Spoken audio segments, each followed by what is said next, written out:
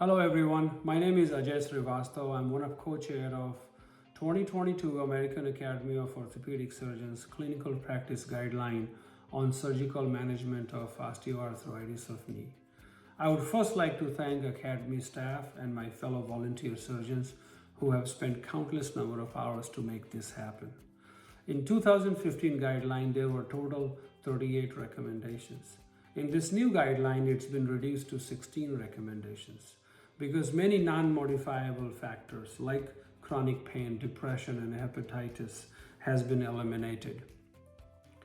In 2022 guideline, one of the highlight is guideline on patients with diabetes.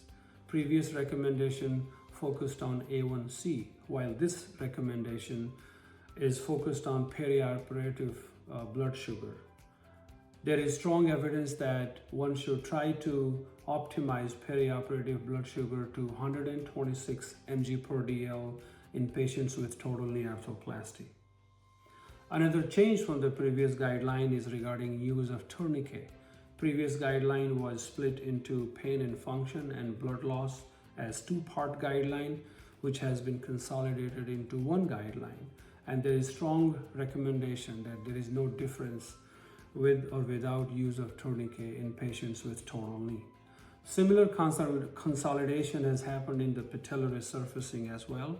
Previous guideline was about pain and function and revision surgery after patellar resurfacing.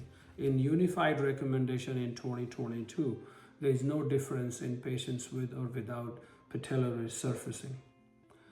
Use of drain has been changed from 2015 recommendation. It has been downgraded to moderate because potential benefit of decreased